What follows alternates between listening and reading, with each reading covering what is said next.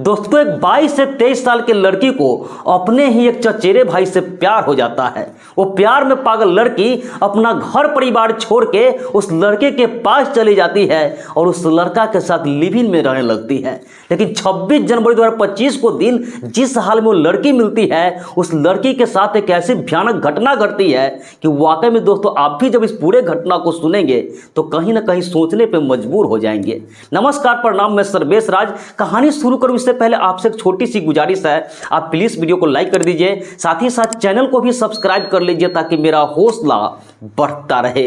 तो दोस्तों आज आपको जिस घटना की कहानी सुनाने जा रहा हूं दरअसल घटना है भारत की राजधानी दिल्ली की।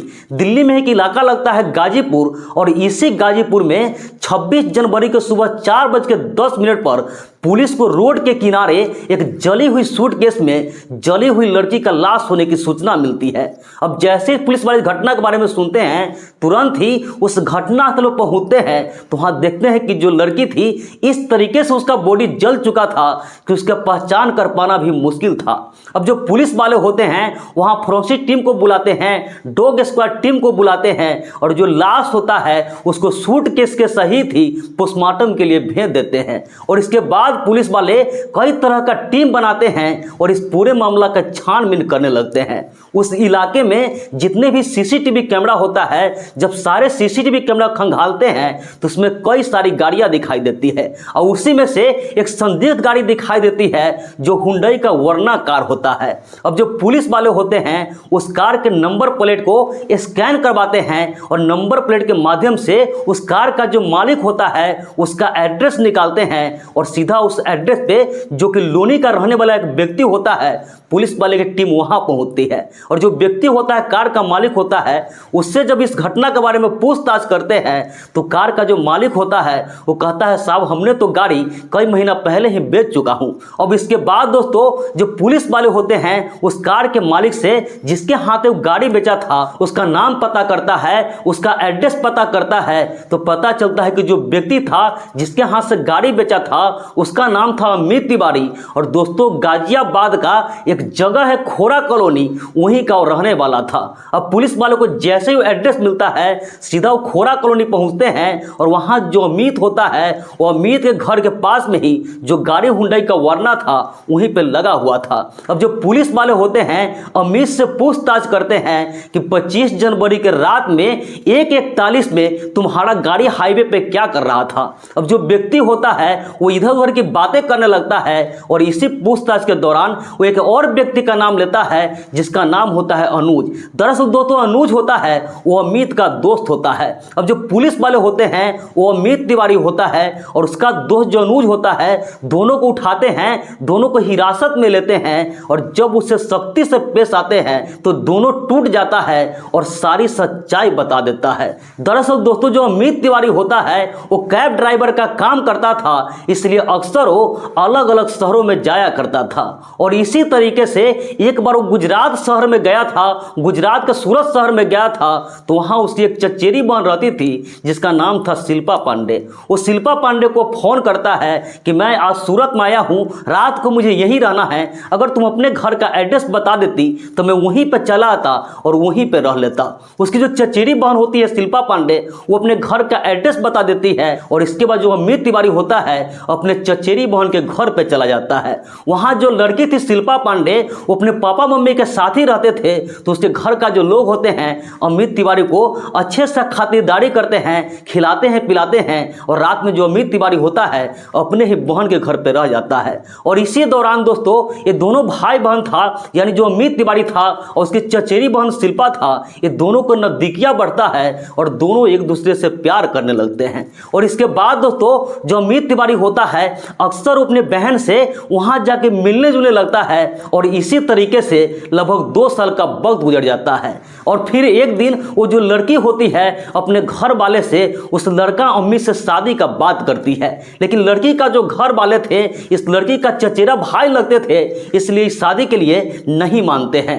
अब जो लड़की होती है अपने भाई के यानी जो अमित तिवारी था उसके प्यार में इस कदर पागल हो गई थी कि उसके साथ वो भागने का फैसला ले लेती है। और आखिरकार नवंबर के महीने में जो लड़की होती है अपना घर परिवार छोड़ करके वो दिल्ली चली आती है और वहां जो उसका चचेरा भाई था अमित, उसी के साथ लिव इन में रहने लगती है। इसी तरीके से दोस्तों सब कुछ दोनों की जिंदगी में ठीक ठाक चल रहा था, लेकिन 25 जनवरी के शाम को जो अमित होता है वो शराब के नशे में घर पे आता है। उसने बहुत ज्यादा शराब पी रखी थी और जब घर पे आता है तो उसकी जो प्रेमिका होती है शिल्पा पांडे, वो अमित को कहता है कि इस तरीके से हम लोग कब तक रहेंगे, हम दोनों को अब शादी कर लेनी चाहिए। लेकिन दोस्तों जो अमित होता है वो शादी करने के लिए नहीं मान रहा था। वो कहता है कि तुम्हारे घर वाले या मेरे घर वाले इस रिश्ता के लिए नहीं मानेंगे, इसलिए हम लोग कुछ दिन ऐसे ही और समय बिताते हैं। लेकिन जो लड़की थी वो जीत पे अड़ी हुई थी और इसी सब को लेकर के उस दोनों में झगड़ा होने लगता है।